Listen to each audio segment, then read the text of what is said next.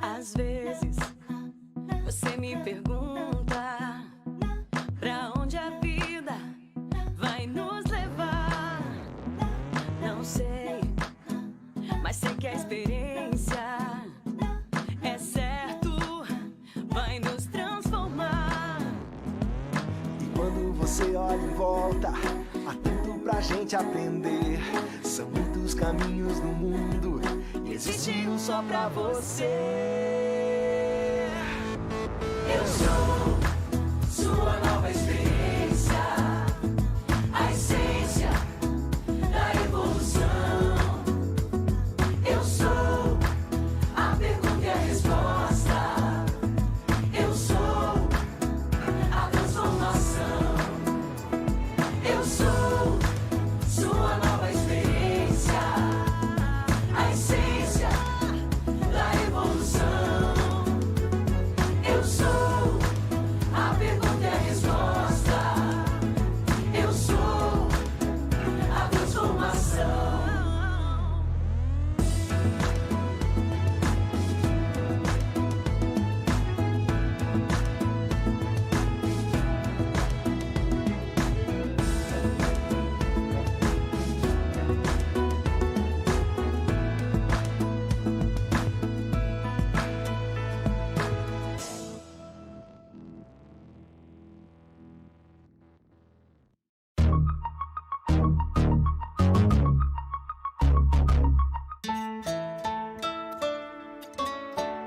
Olá, somos a Unisc, a Universidade de Santa Cruz do Sul.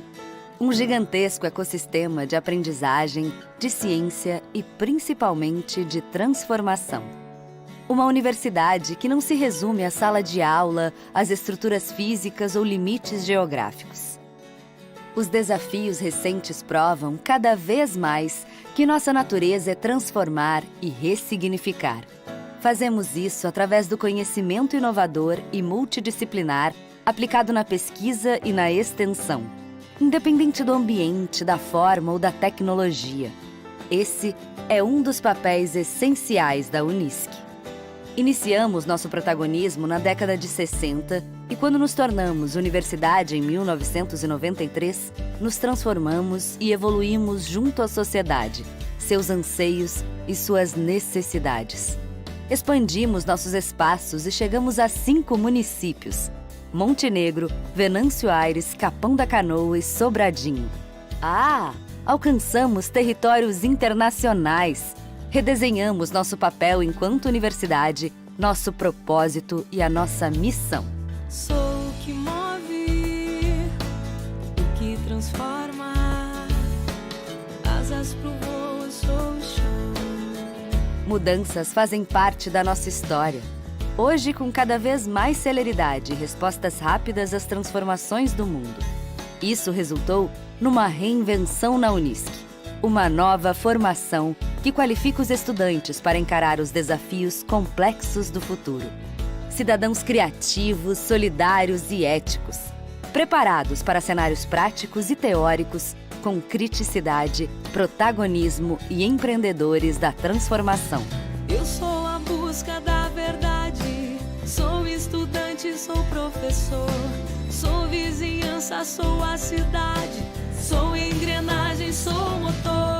Somos um ambiente de experiências e transformação, um espaço de ensino e aprendizagem, um lugar de produção do conhecimento, de ciência, de inovação e de tecnologia. Um espaço de protagonismo, de diálogo constante, de convivência com as diferenças, de pensamento crítico, de ética e de evolução.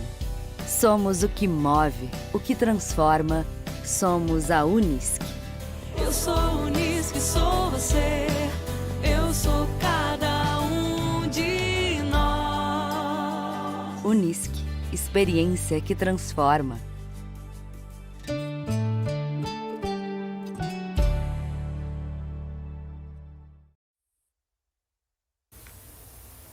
Boa tarde, professora Roberta.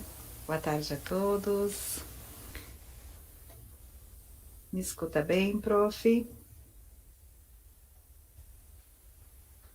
Eu não, seu áudio está fechado. Muito bem. Perfeito. Então, boa tarde a todos. Sejam todos bem-vindos, né? Dando início ao nosso primeiro webinar da segurança do paciente do Hospital Santa Cruz. Será composto de 3 palestras que inicia na data de hoje, com a professora doutora em comunicação, professora Roberta Mânica. A professora Roberta é professora da área de comunicação, com mestrado e doutorado em comunicação pela PUC-RS.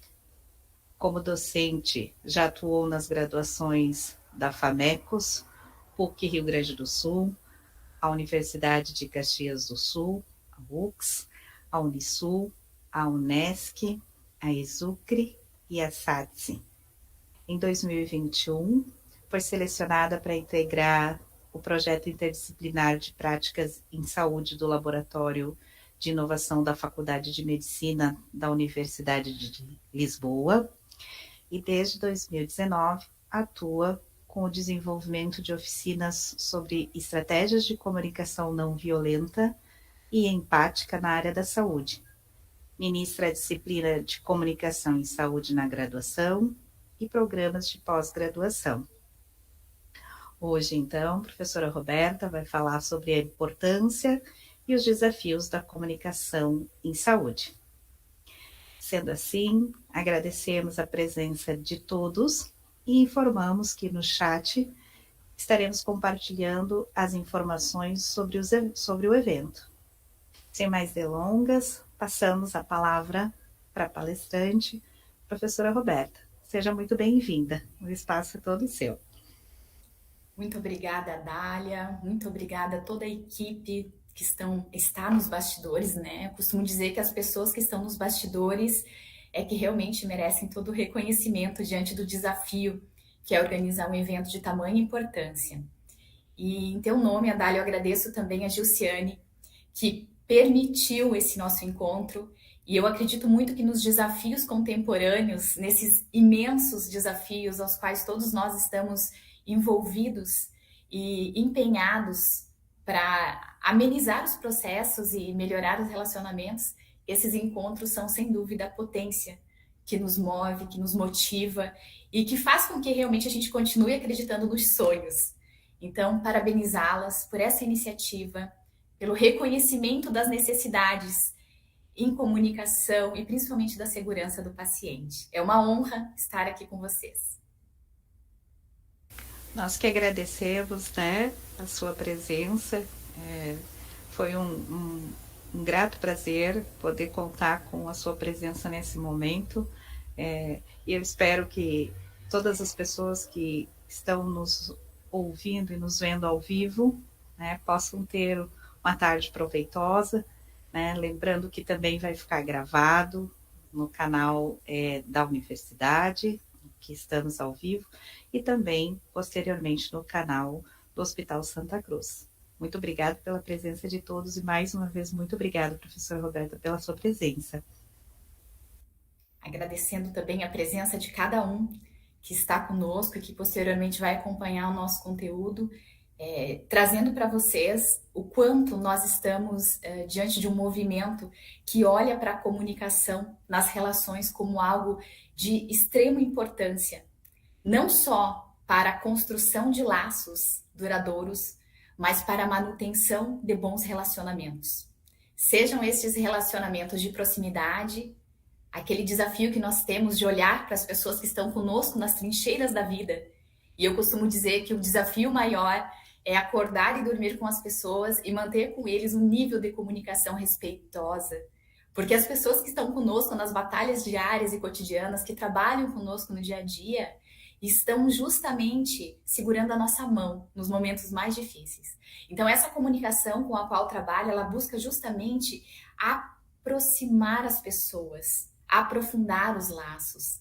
E partindo desse lugar da comunicação em saúde, onde o cuidado é essencialmente humano, nós olhamos para a comunicação a partir de um viés que vem do olhar de quem cuida e do olhar de quem recebe o cuidado.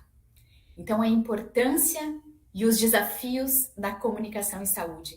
Esse tema proposto pela equipe, e quando eu recebi essa sugestão da Dália, eu pensei muito no quanto nós temos ainda para caminhar, mas trouxe também um pouco do quanto já batalhamos para que esse tema fosse pauta, Dália, de muitos eventos. E desde 2004, nós trabalhamos de porta em porta, devagarinho, sugerindo um trabalho de comunicação com as equipes, sugerindo um olhar para que a comunicação fosse realmente trabalhada para o desenvolvimento de ferramentas de conexão.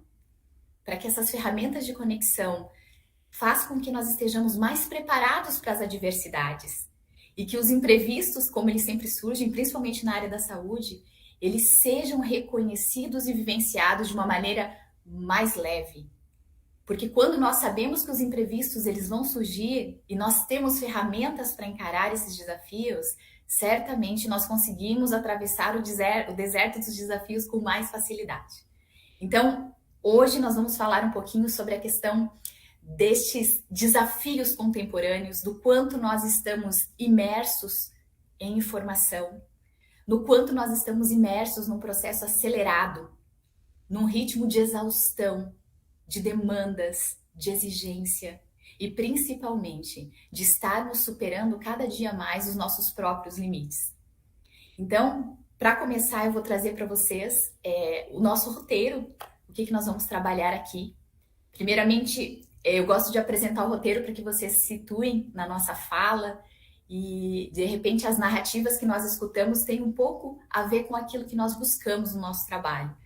E quando nós trabalhamos com profissionais da saúde, quando nós trabalhamos com os usuários do sistema de saúde, quando nós trabalhamos com os pacientes, nós sabemos muito bem que ninguém escolhe um lugar para fazer um tratamento sem estar precisando. Mas um profissional da saúde escolhe cuidar, escolhe servir a partir de uma missão, a partir de algo muito maior que o move. Então, isso também faz com que o nosso olhar para a perspectiva da saúde seja ainda de mais entusiasmo, porque nós sempre temos este olhar de reconhecimento dessa capacidade imensa que o profissional da saúde tem de olhar e principalmente de aprimorar essa percepção em relação ao seu paciente, ao seu processo de trabalho. Então, o nosso roteiro, nós vamos começar falando um pouquinho sobre o meu percurso, como é que eu cheguei aqui, como uma profissional da saúde chegou aqui. E eu, antes de estudar saúde, antes de estudar a comunicação na saúde, eu vivenciei profundamente e ainda vivencio um ambiente como paciente.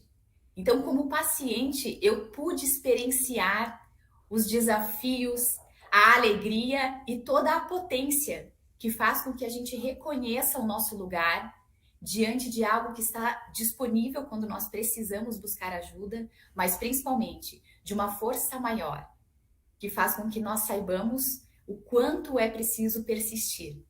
Então, o meu percurso dentro desse processo de saúde começou com um processo de hidrocefalia, meningite, passei por 8 cirurgias neurológicas, foi um processo muito intenso de internação, muito tempo, 8 meses de internação, de idas e vindas, e de forma muito brusca. Uma pessoa normal que começa a sentir dores intensas de cabeça e vai passando por um percurso até que a solução apareça. Só que nesse movimento eu já estava estudando comunicação. E a partir daí, principalmente depois da minha internação de 32 dias na UTI, eu comecei a observar o quanto a comunicação pode contribuir no processo de recuperação do paciente.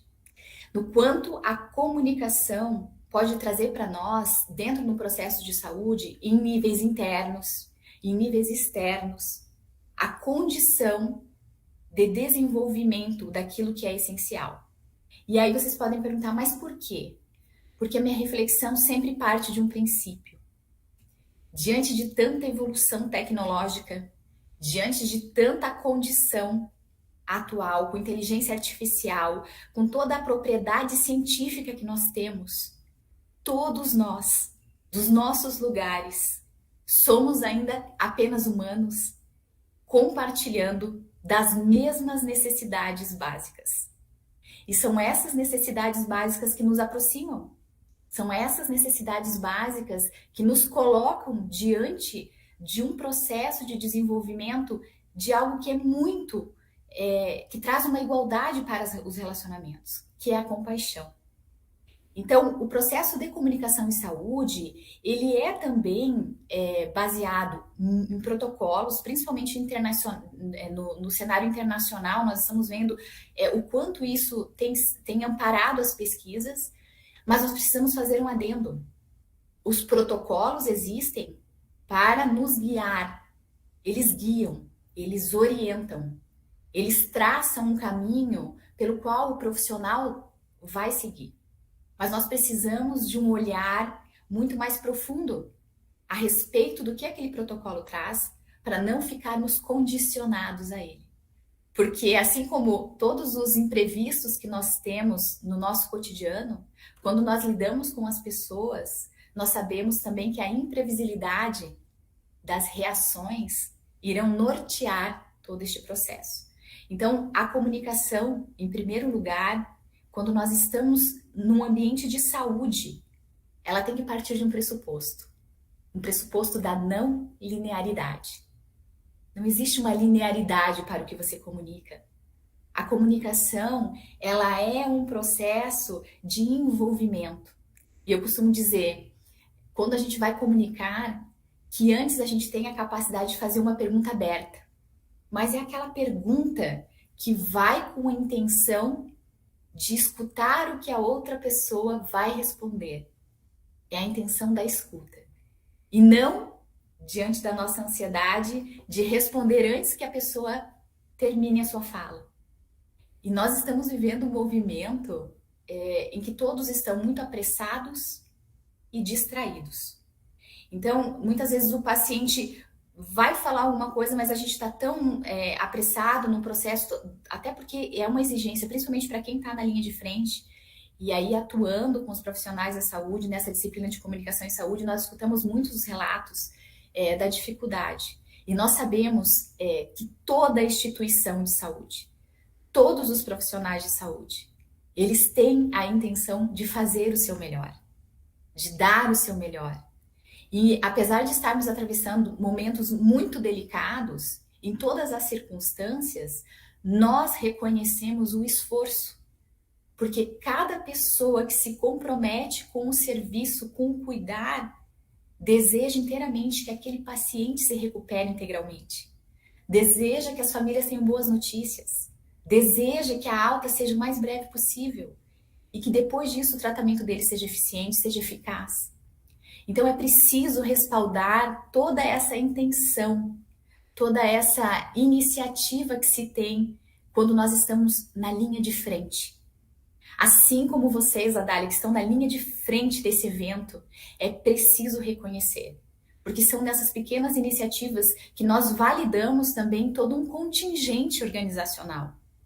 Um contingente de instituição e profissionais que se comprometem e que visualizam juntos, no coletivo, o melhor que podem fazer e oferecer para os seus usuários, para os pacientes, para as famílias e para os próprios colaboradores. Então, nessa perspectiva, a comunicação, ela vem mais do que um elo. Ela vem como algo que você vai trazer para a realidade aquilo que é tão difícil de explicar. Eu sempre costumo falar nos nossos treinamentos em saúde que o que há de mais difícil, o nó mais difícil de se desfazer é o nó da garganta. É aquele nó que fica impedindo muitas vezes a comunicação de fluir, de que os recursos que nós temos em termos de repertório técnico, né, nesse movimento do quanto nós buscamos aperfeiçoamento técnico, o quanto nós buscamos estar aptos para desenvolver e atuar o nosso trabalho, o nosso serviço da melhor forma. Então, o quanto a comunicação ela vem também para nos direcionar com uma potência maior para todo esse serviço, todo esse trabalho, que além de oferecer uma solução técnica, vai trazer para nós algo relacionado com um acolhimento e a empatia que vai oferecer para o paciente esse movimento de visibilidade. E aí, algo que é muito importante, e nós costumamos falar que quando nós pensamos em comunicação, a reflexão que vem para nós é: qual que é a importância para você da comunicação adequada de saúde? Para quem já atravessou um movimento pessoal, para quem já passou por alguma situação muito delicada, para quem vive todos os dias na linha de frente, para quem está em contato diário com os seus pacientes, isso na verdade, é uma ambivalência, porque a comunicação, como ela é inerente, né, a criança começa a falar e naturalmente aquela comunicação se estabelece com o mundo. Mas quantas vezes nós já paramos para perguntar o quanto as ferramentas de comunicação estão facilitando ou estão nos afastando do nosso público-alvo? E aí, para contextualizar, eu falei um pouquinho do meu percurso, de toda a minha experiência como paciente, mas antes de entrar propriamente dita em toda a questão técnica de trabalho com comunicação e saúde, eu fui buscar muito repertório. Então, busquei formação dentro da comunicação, mestrado, doutorado, especializações, mas principalmente buscando evidências científicas que trouxessem qualidade de informação que seja realmente referência para o nosso trabalho, mas, acima de tudo, que esteja baseada em experiências internacionais e nacionais que já estão tendo impacto no modo de trabalho das instituições de saúde. Então, eu gosto muito de ressaltar que é importante nós trabalharmos com as nossas experiências, com tudo que nós vivenciamos. Mas nós precisamos lembrar que as evidências científicas garantem também que nós possamos transmitir esse conhecimento com mais segurança, principalmente quando nós estamos falando em saúde. Então, todas as pesquisas que nós temos confirmam que hoje a comunicação, ela não só facilita o entendimento do paciente sobre a importância do seu tratamento, da postura dos profissionais da saúde, quanto é um instrumento de agilidade para toda essa estrutura técnica que gira em torno dessa comunicação. Então, se comunicar com clareza e tratar os seus pacientes com cortesia e respeito é a base para proporcionar uma experiência de excelência ao seu público. Hoje nós temos pesquisas que trazem não só dados de satisfação, insatisfação, mas relatos de pacientes que conseguem identificar a facilidade do tratamento a partir de uma comunicação mais clara. E isso traz também um viés de que a comunicação ruim com qualquer membro da equipe pode atrapalhar a compreensão de um paciente sobre questões da sua saúde. E aí vocês podem pensar, mas nós conseguimos fazer uma capacitação, uma formação, nós conseguimos trazer o paciente para que ele entendesse qual é a real situação dele.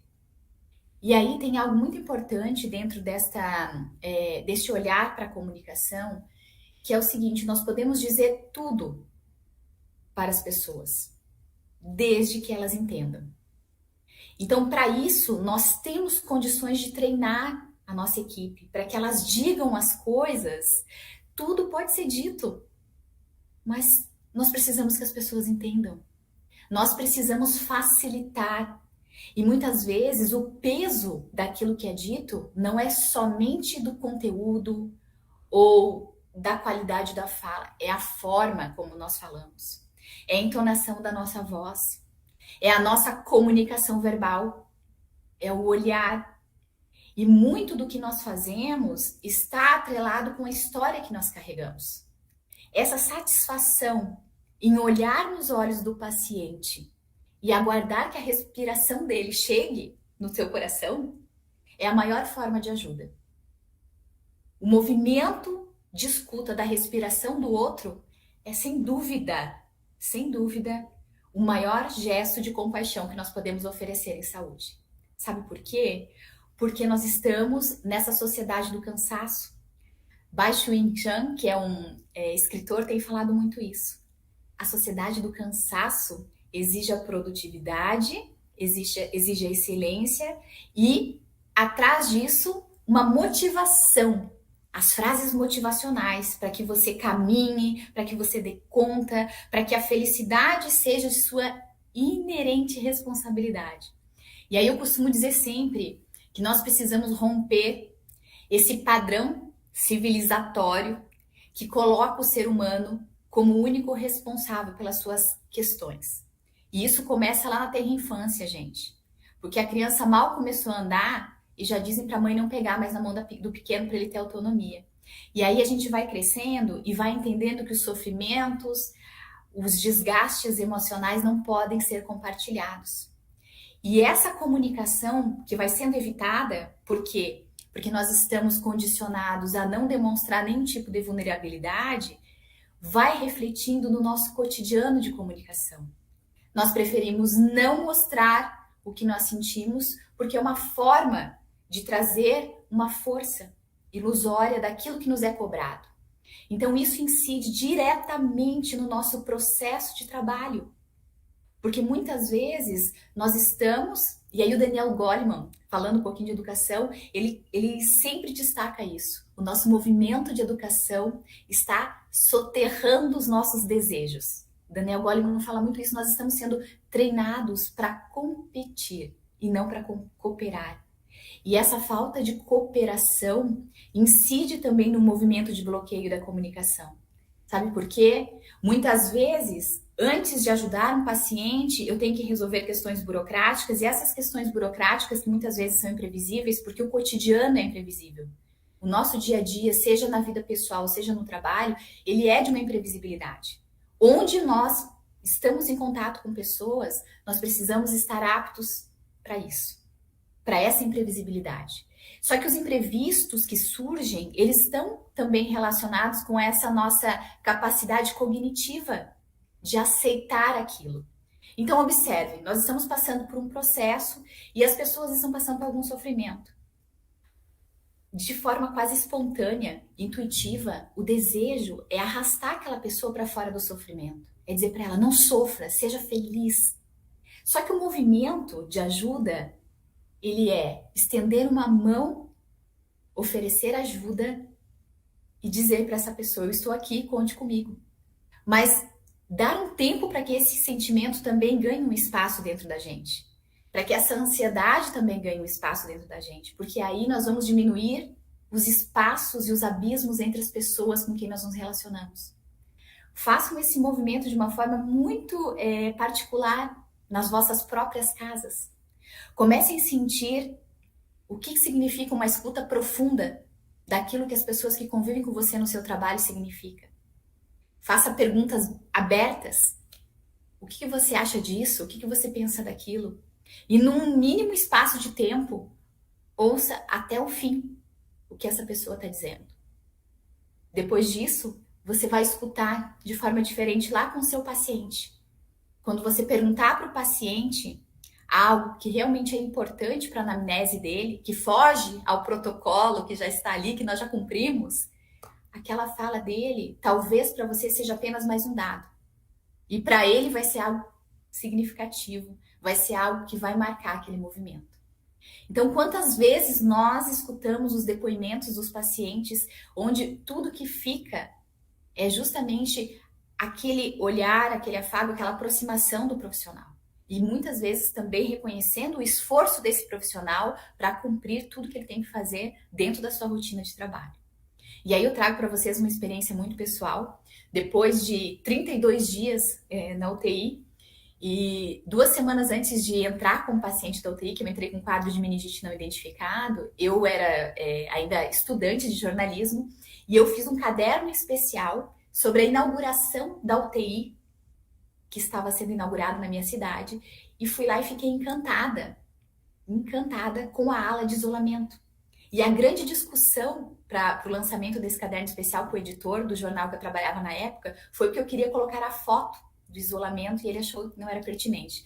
2 semanas depois, quem era a paciente inaugurando aquele lugar fui eu. E eu digo para vocês que até hoje, falando, lembrando, eu sinto o gosto, eu sinto o cheiro, eu escuto. E depois de 2 ou 3 anos, depois que eu recebi alta, o processo da UTI permaneceu em mim. E muitas vezes eu ficava me questionando quanto isso ainda ia permanecer. Só que tem algo muito significativo. Eu contei com uma equipe extremamente humanizada, que escrevia no cantinho do meu protocolo médico: não esqueça de fazer a trança. E mesmo quando eu estava nos momentos mais difíceis que eu acordava, tinha uma trança no meu cabelo. Então, depois que eu saí, eu chorei muito. Eu não sabia nem o que viria pela frente, mas eu não queria sair daquele lugar. Porque eu me sentia tão amada, tão mimada, tão acolhida. E hoje, depois de um tempo, reencontrei um enfermeiro, chefe da UTI, e conversando com ele, eu pude ter a certeza de que esse é o caminho. Estar aqui com vocês é um desejo de muito tempo. E depois dessa fala com ele, essa troca com ele, eu tive a certeza absoluta. Ele disse: Roberta, muito das suas falas, depois da sua internação, reverberaram no meu trabalho como enfermeiro. Porque depois que eu saí dali, eu fiz um relatório. Eu falei: olha, eu vou te passar todas as minhas impressões. Eu quero te passar tudo que foi vivenciado de maravilhoso, tudo que foi vivenciado de frustrante. E não é crítica. São apenas olhares, apontamentos de gratidão por tudo que eu recebi. Então, isso foi para mim quase que um bálsamo diante de um movimento de despedida da vida. Eu sabia que dali em diante nada mais podia dar certo, mas aquela equipe fez a diferença. Então é isso que eu trago no movimento de compaixão. A compaixão e a empatia, elas estão muito próximas uma da outra. E a empatia é esse movimento de você se colocar no lugar do outro, de tentar estabelecer com o outro uma conexão profunda, sem tornar essa empatia um processo de empatia que te traga angústia. Olha que desafiador. Olha que desafiador participar de um movimento onde você sinta a dor do outro, mas não se deixe paralisar diante dessa dor. Então vejam como nós temos que trabalhar essas ferramentas. Vejam o quanto é importante esse nosso encontro hoje, Adália. Porque nós temos que estar despertos, nós não podemos seguir distraídos e desatentos. Nós não podemos normalizar a condição de um trabalho automático, exaustivo, sem que os nossos profissionais também não se sintam cuidados e amparados. E é a compaixão que ampara o processo do cuidado. É a compaixão que carrega as nossas dores, e quando nós estamos no estado limite, é quando nós estamos no agora. E quando nós estamos no agora, nossa comunicação, ela realmente pode evoluir. E é nisso que nós acreditamos. O nosso laboratório trabalha muito pautado nessa promoção da saúde. E essa promoção da saúde é algo que vem muito da maneira como nós comunicamos a importância das campanhas, como nós trazemos para o público-alvo essa instrução do que pode ser feito, do que não pode ser feito, da importância daqueles hábitos que são tão primordiais. A educação para a saúde, que é o que nós estamos todos os dias trabalhando de passinho em passinho, levando lá para as graduações a importância deste olhar, a importância de trabalhar as ferramentas de conexão, a importância de trabalhar a comunicação consigo, os níveis de escuta, o quanto nós somos realmente colocados dentro de um teste de desenvolvimento quando nós estamos ouvindo atentamente. Quando nós ouvimos atentamente, como dizer para o outro: você está aqui dentro de mim, eu dou um espaço para você. E quando nós sentimos que o outro dá um espaço para aquilo que nós estamos vivendo, é como um passo diante da nossa cura. Porque quando nós somos reconhecidos, muita coisa acontece. E tem uma coisa importante aqui sobre engajar pessoas, que é a questão da invisibilidade. A comunicação, quando bem trabalhada, ela parte de um princípio que invisibilidade não é quando nós não estamos sendo vistos. Invisibilidade é quando nós não estamos sendo vistos como nós desejamos. Então, para engajar as pessoas, nós precisamos trazer para elas um nível de pertencimento. E esse nível de pertencimento parte de um pressuposto de que elas estarão sendo vistas a partir daquele movimento de importância que elas têm.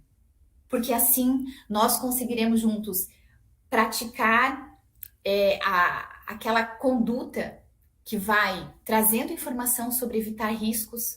Quantas campanhas sobre evitar riscos a gente tem visto nos hospitais, nas instituições, que infelizmente não tem adesão. A gente tem dificuldade de pensar nisso, porque nós temos que movimentar a nossa estrutura de repertório para aquilo que as pessoas acessam.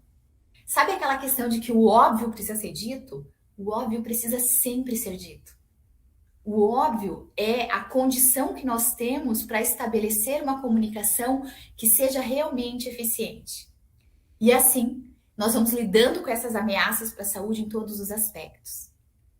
Porque todas essas ameaças para a saúde estão também relacionadas com essa condição de que nós precisamos oferecer conhecimento claro. Nós precisamos entender que o conhecimento precisa estar realmente esmiuçado. E é por essa alfabetização, é por esse teor pedagógico que nós trabalhamos. E aí entra a questão do letramento em saúde. Algo que nós trabalhamos há muito tempo, mas que vem ganhando uma força, porque principalmente na Europa, nos países latino-americanos, isso vem chegando com ainda mais importância e relevância no período pós-pandêmico. Porque o letramento em saúde é essa capacidade de desenvolver uma linguagem simples. E no Brasil nós temos a doutora Heloísa Fischer, que trabalha com a questão da linguagem simples em todas as áreas, do judicial, do jurídico, a parte da saúde. Traduzindo documentos, traduzindo bulas, receitas médicas. E aí nós temos que pensar no letramento também como um item importante das nossas formações. O quanto nós estamos sendo formados, o quanto nós estamos nos capacitando para falar aquilo que as pessoas entendem. Então, a nossa linguagem, ela tem uma composição verbal e não verbal, que ela só tem um destino final, que é o nosso receptor, é a pessoa que vai receber essa mensagem. Então, se essa pessoa vai receber essa mensagem, em primeiro lugar, ela não pode ser superestimada e ela não pode ser subestimada. Então, nós precisamos encontrar uma linha de equilíbrio nesse lugar onde o paciente vai ser visto, onde ele vai ser ouvido e, mais que isso, onde toda a nossa argumentação, onde toda a nossa possibilidade de explicar algo para ele seja realmente uma forma de conduzi-lo para um lugar diferente. Só que para conduzir alguém para um outro lugar é preciso muita humildade cultural. E aí nós tivemos agora recentemente uma palestra na Santa Casa que falava exatamente isso. A humildade cultural é você conseguir respeitar o outro a partir do lugar onde ele está, a partir do conhecimento que ele tem, a partir do repertório de vida que ele tem. E aí nós vamos valorizando que mesmo que nós estejamos no mesmo lugar, dividindo a mesma mesa com alguém, os trechos e os percursos que nós percorremos são muito diferentes. Então nós também temos que dar uma abertura para essa comunicação que chega de forma não linear e, acima de tudo, focada naquilo que é a perspectiva individual. E é a partir do individual que nós vamos construindo esse coletivo. Parece algo óbvio, mas é preciso lembrar que é do individual para o coletivo, dos pequenos passos, das pequenas iniciativas que nós conseguimos trazer essas transformações. E aí, essa comunicação em saúde, e a comunicação em saúde não só por ter um vínculo com a minha história de vida, mas também por fazer parte da vida de tantos profissionais que eu admiro e principalmente que estão resgatando uma essência de conduzir os seus pacientes em momentos muito delicados. Quando nós trabalhamos com protocolos Spikes, por exemplo, falando sobre conversas difíceis, é tão bonito olhar o quanto a simulação para um profissional da saúde de uma conversa difícil é algo recorrente também na sua vida diária. Aí nós conseguimos fazer essa relação do quanto nós estamos interligados. interligados. E por estarmos interligados, a comunicação, por exemplo, ela tem um papel transversal. Essa transversalidade que enlaça vários segmentos, vários contextos, ela está em todas as dimensões de uma organização de saúde. Ela está em todas as dimensões de uma graduação, seja ela na área da saúde, seja ela na área de exatas. A comunicação, ela é transversal. A comunicação, ela é capaz de aproximar e ela é capaz de afastar. Ela é capaz de engajar, mas ela é capaz de fazer com que as pessoas não estejam conectadas com a sua mensagem. A comunicação tem um caráter central. Por quê? Porque nessa relação, os técnicos de saúde estabelecem com os usuários, no quadro de prestação para os cuidados de saúde, um compromisso.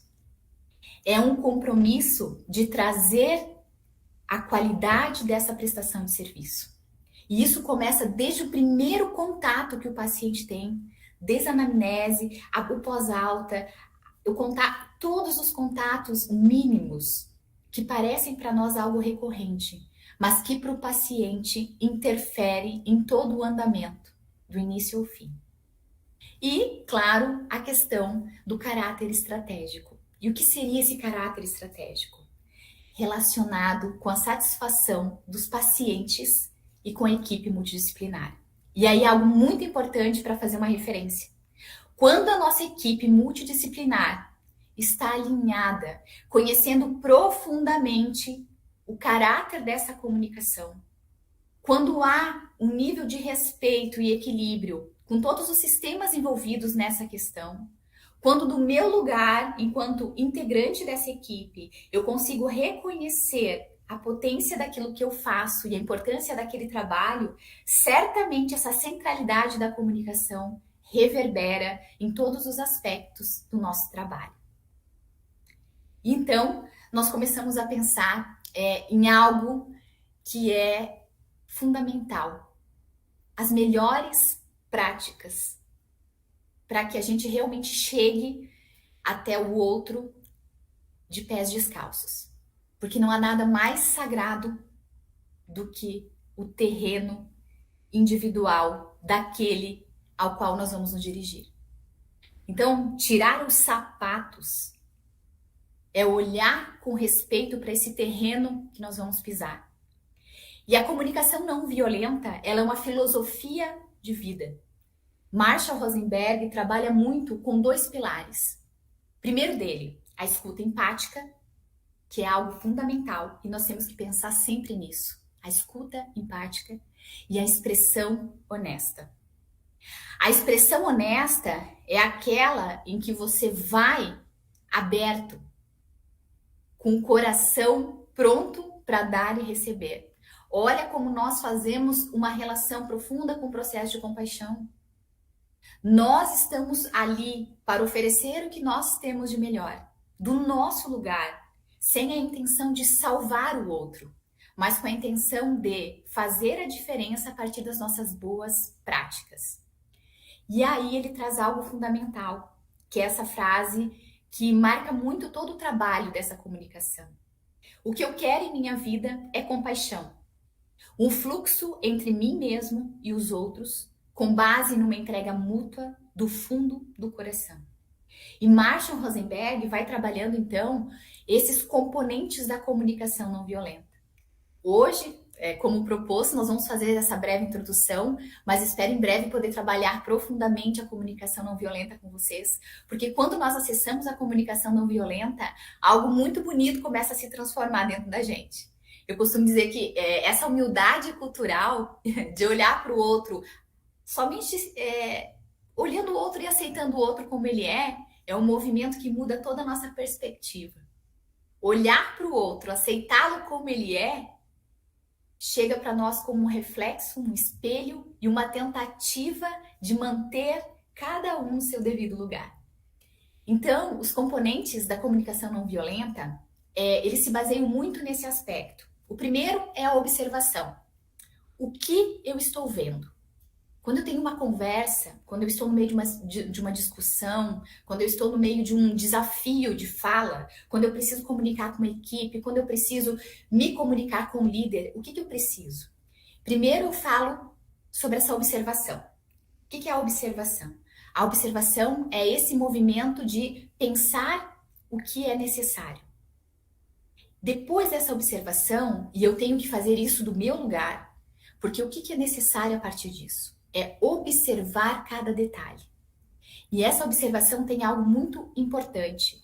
É a minha informação partindo de um lugar que eu conheço, que eu reconheço, olhando para o outro, não como eu desejo que ele vai ser visto, mas olhando para ele como ele deseja ser visto.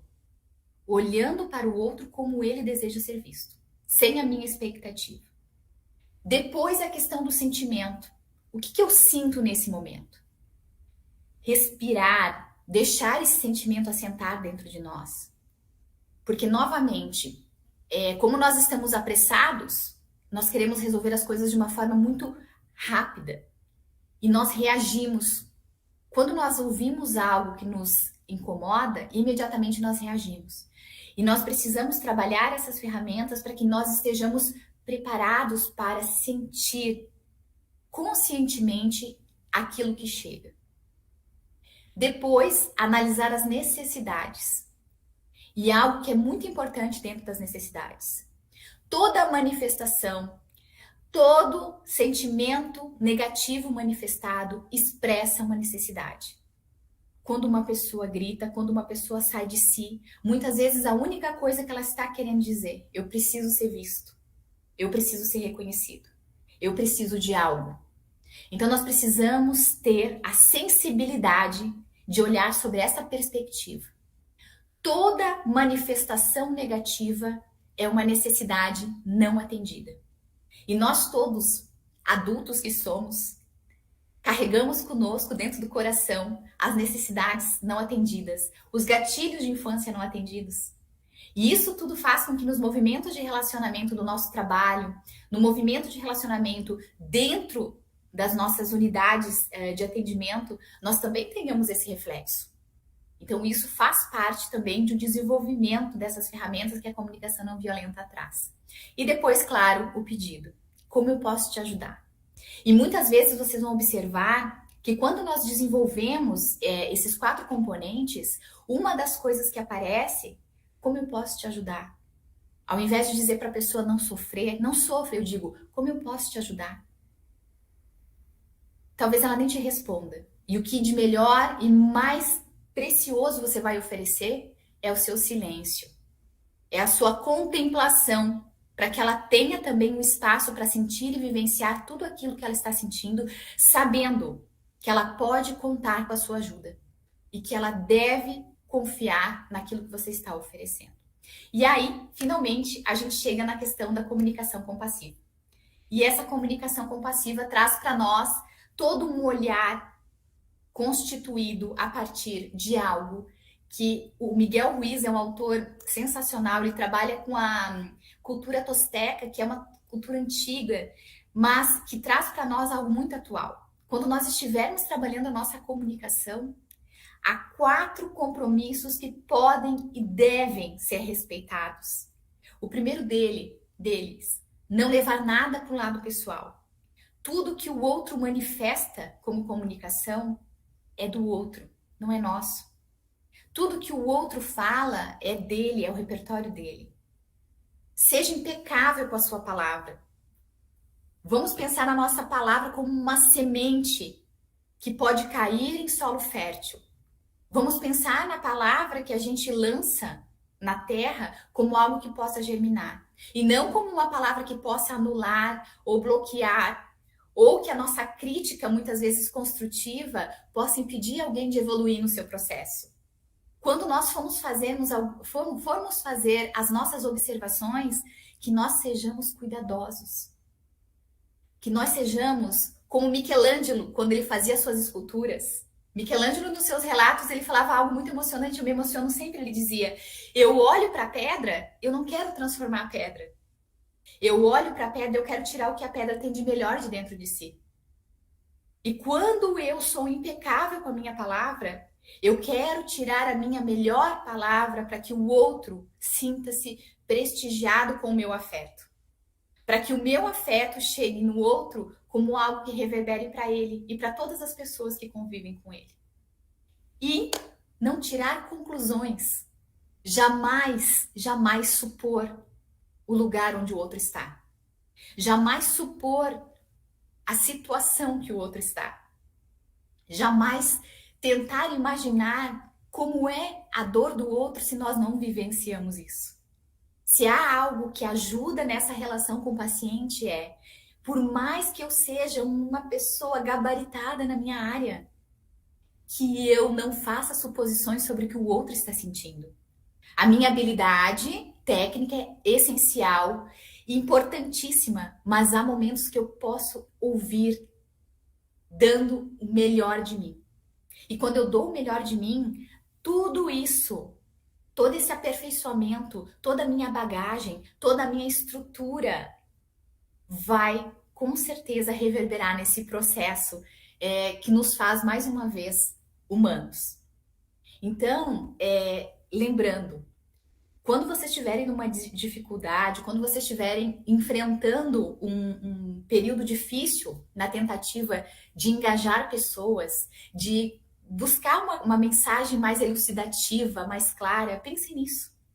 Apesar de tudo que nós temos em termos de ferramentas técnicas, apesar de nós estarmos aqui conectados e sabemos que muitas pessoas podem nos assistir depois, as nossas necessidades continuam as mesmas. As nossas necessidades continuam as mesmas e a pandemia trouxe isso. Então, a partir de toda essa comunicação compassiva, nós vamos girando em torno desses 4 componentes e vamos observando o quanto nós podemos evoluir e o quanto nós podemos ter de condições, não de salvar, mas de oferecer o melhor de nós para o outro.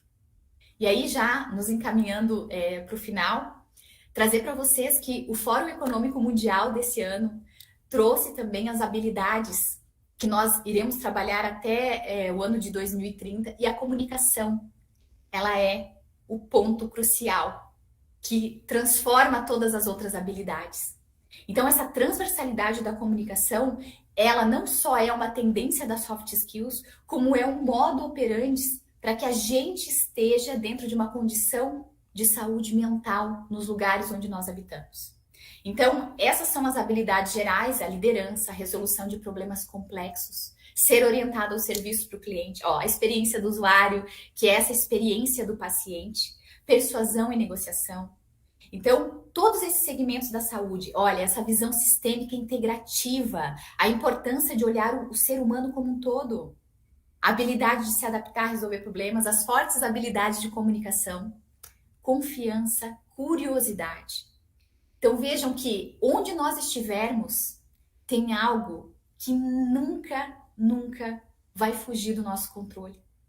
É a história que nós construímos e, principalmente, essa persistência, essa paciência que nós temos de acreditar nos sonhos. E eu compartilho aqui com vocês, Adália, com todo o meu coração. Eu sonhei muito, desejei muito e valeu a pena cada passo dado até aqui. Eu me sinto muito lisonjeada, muito honrada.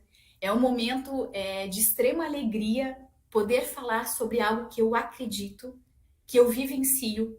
E eu sempre falo para os meus alunos, eu só ensino aquilo que eu vivo.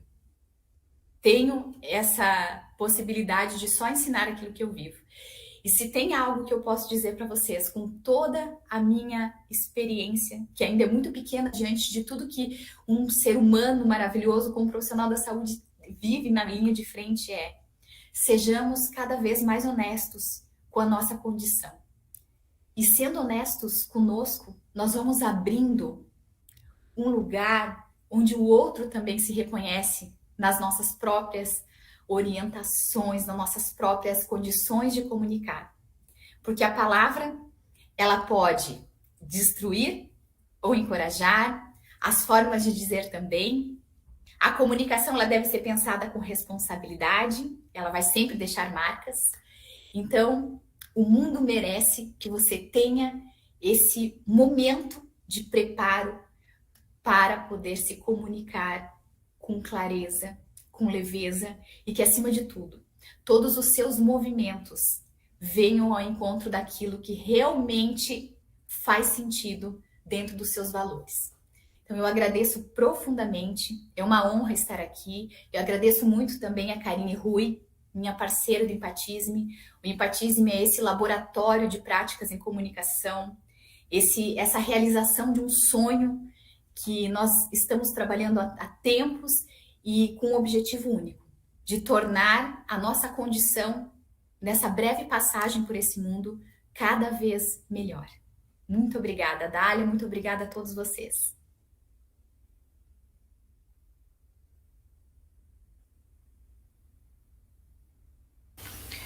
Prof. Roberta, agradeço imensamente em nome da instituição.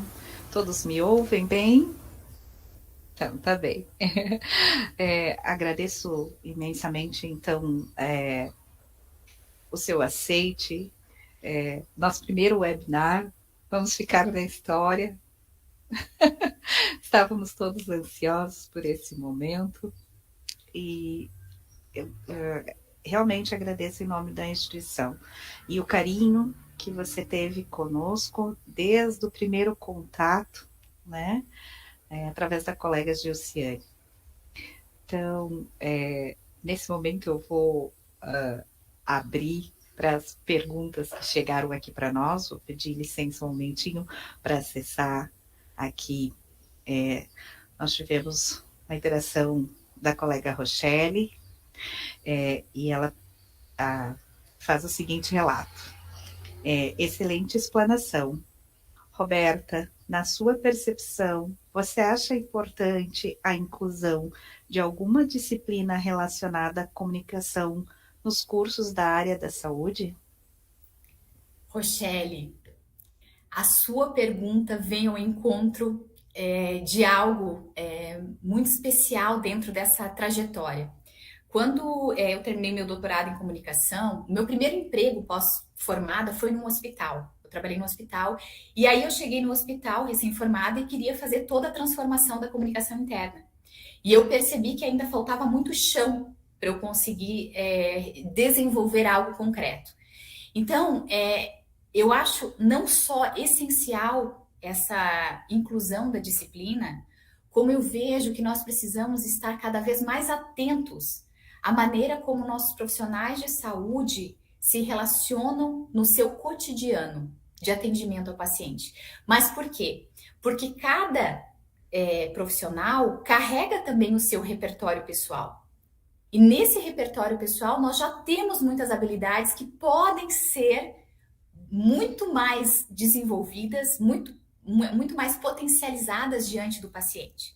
Então, sem dúvida, esse ano nós tivemos essa linda oportunidade de começar com a nossa primeira disciplina em comunicação e saúde, com mestrado profissional da Universidade Federal de Santa Casa de Porto Alegre, que eu tive a honra de ter a Gilciane como aluna. Então, até quando eu recebi o convite, a Dália, na hora eu aceitei, porque há muitos anos eu batia nas portas e continuo fazendo isso, a Dália. Eu levo o projeto, e pode ser um tópico especial. Nós estamos abertos, mas eu sei que há um tempo entre tudo que nós entregamos, Rochelle, e um tempo entre o que as pessoas podem aceitar e receber. E eu vejo que nós estamos entrando nesse tempo. Então, em breve, nós vamos ter nas universidades comunicação e saúde e nós vamos trabalhar integralmente essas ferramentas de conexão. Tenho certeza que isso já vai mudar todo um panorama, porque ninguém dá ao outro aquilo que não recebeu. Nenhum profissional da saúde vai chegar comunicando de forma clara se ele não recebeu absolutamente nenhuma noção de como poderia fazer isso. Então, isso é algo que nós temos que refletir. Agradeço imensamente a tua colocação. Obrigada, Prof. Roberta. Temos mais uma pergunta aqui, encaminhada pelo Pedro Silveira. Ele relata excelente fala. Roberta, como podemos melhorar a comunicação em ambientes que requerem autoimposição e conflitos?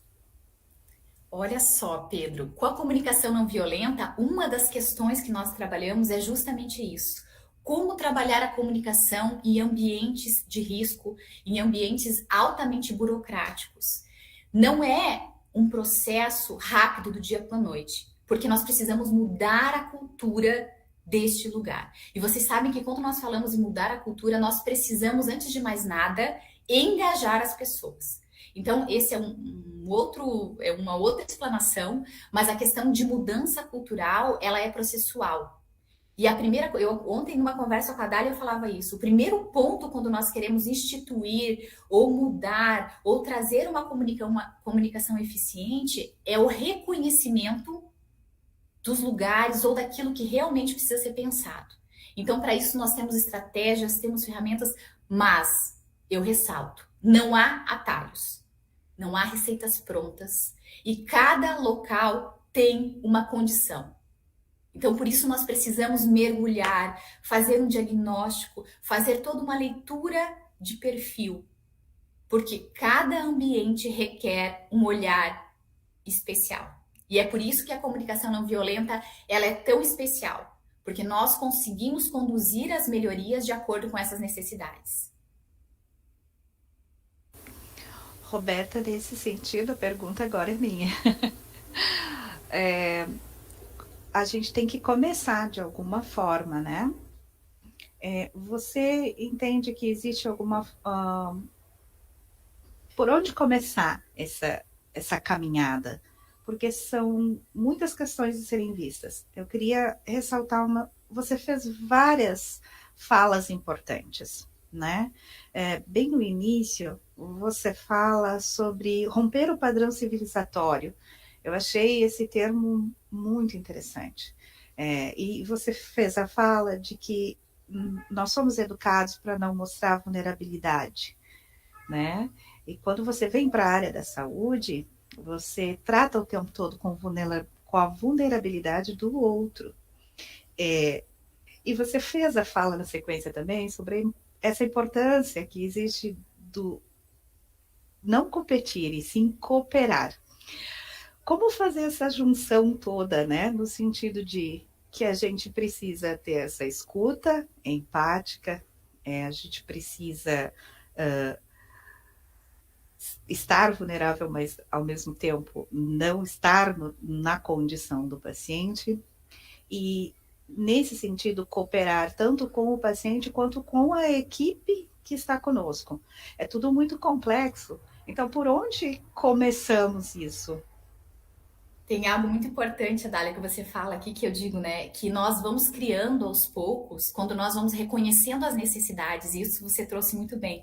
Aos poucos nós vamos criando espaços, e isso é, mais uma vez, trazendo a pergunta do Pedro, nós vamos criando espaços onde e como a compaixão pode surgir. E como é que esses espaços eles surgem? Primeira questão a respeito da cooperação e da competição. Como nós estamos dentro dessa imersão, que a todo momento as pessoas nos pedem para destacar os pontos, não para valorizar aquilo que nós somos, mas para nos distinguirmos ou compararmos com as outras pessoas. Então, esse aí já é um ponto estrutural. Só que aí já passamos esse ponto, já estamos no lugar de trabalho. Como é que eu posso fazer isso? É o reconhecimento, é a validação, é trazer o lugar desse colaborador como responsável por aquilo que ele fez, é trazendo também, dentro dos setores, e aí nós trabalhamos muito nos treinamentos, sempre ter um comunicador radar, para que esse comunicador radar seja responsável por 15 dias, por um mês, para comunicar aquilo que o setor está fazendo. Por quê? Porque nós deslocamos um lugar hierárquico, nós tiramos a hierarquia como algo negativo, e nós trazemos um equilíbrio. Porque muitas vezes, por uma questão muito pessoal, as pessoas reconhecem a hierarquia como algo de medo, de afastamento. E pelo contrário, o líder está conosco para nos ajudar. É um objetivo central do líder trazer melhorias. Então, a cooperação, ela é também um trabalho processual para que nós consigamos trazer um equilíbrio. Mas também, mais uma vez, Adália, um trabalho a longo prazo. É um trabalho de engajamento, é um trabalho que nós precisamos... Eu sempre costumo trabalhar, no início das nossas falas, nas instituições, a questão da missão, dos valores, para que o profissional também lembre a razão pela qual ele escolheu estar ali. Ai, mas eu não escolhi, eu preciso estar aqui. Mas se você precisa estar aqui, vamos buscar juntos uma razão maior para que nós estejamos juntos.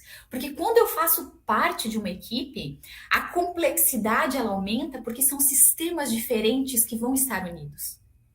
O que cabe a mim nesse sentido? Competir com o sistema do outro ou oferecer para esse coletivo o que eu tenho de melhor? Então, claro que aqui é uma fala muito demagógica. Nós precisamos aplicar isso dentro das nossas formações. É por isso que nós trabalhamos muito com essas jornadas de aprendizagem. É o lifelong learning. Nós precisamos desenvolver jornadas de aprendizagem, porque as jornadas de aprendizagem, elas nos colocam no lugar de autoaperfeiçoamento. Não é autocrítica, é autoanálise, é autoaperfeiçoamento. Eu melhoro para que o meu grupo vá bem. Eu melhoro com o intuito de que todas as pessoas que trabalhem comigo sintam-se contagiadas. E eu trabalho porque eu acredito. E quando eu trabalho porque eu acredito, tem algo muito maior. É o amor que move. Então, é preciso reconhecer que existe essa necessidade de nos colocar sempre num lugar muito pequeno, que é o nosso lugar. Não é o lugar da humilhação, é o lugar da humildade. É o lugar de saber que nós estamos aqui todos juntos, errando, saber que nós, o quanto mais nós buscamos, talvez saibamos que nós somos só um pedacinho nesse universo, mas que acima de tudo há uma necessidade de unir forças. Mais uma vez eu agradeço, né? Quando você falava, eu me lembrei de uma frase atribuída ao Carl Jung, né? Que era: conheça todas as teorias, domine todas as técnicas, mas ao tocar uma alma humana, seja apenas outra alma humana. Então, eu amo essa frase e acho que tem tudo a ver com o que você trouxe da questão do Tolteca, né? E as coisas se encaixam, né? Vejo aí a comunicação não violenta como uma, não sei se é correto dizer ferramenta, mas muito importante a ser desenvolvida. E a gente espera poder contar contigo novamente para a gente conversar sobre isso. Agora casamos, Roberta. Muito obrigada. E para encerrar isso, eu quero dizer para vocês que outro dia nós estávamos trabalhando com a questão da vocação para os estudantes que estavam entrando, né, na universidade. Eu dizia, uma coisa muito bonita para a gente identificar quando nós vamos fazer o relato da nossa profissão, da nossa experiência, é que a vocação é exatamente esse máximo amor à vida que nós temos. Então eu desejo a vocês a potência máxima de amor à vida e que nós não saiamos, né, de nenhum lugar, de nenhum ambiente, de nenhuma conversa, sem deixar o melhor da gente para as pessoas. De coração, muito obrigada. Parabéns, Adália. Parabéns, à instituição. E contem comigo. Muito obrigada. Nós que agradecemos. Agradeço em nome da instituição a todas as pessoas que estiveram presentes ao vivo e também as pessoas que vão poder assistir somente mais tarde. Vai ficar gravado. Lembramos a todos que é importante aqueles que quiserem o certificado preencherem o link que foi disponibilizado no chat. A gente vai encerrar e depois vai encerrar também a possibilidade de acesso ao certificado. Espero que tenha sido proveitoso para todos e agradeço à universidade, ao programa de mestrado em promoção em saúde, à residência multiprofissional, a toda a nossa equipe que nos auxiliou para que esse momento pudesse estar acontecendo. Um grande abraço a todos e nos vemos na quinta da semana que vem, num horário um pouquinho diferente, às 13h30, mas estaremos aqui aguardando todos vocês. Um grande abraço, uma boa tarde.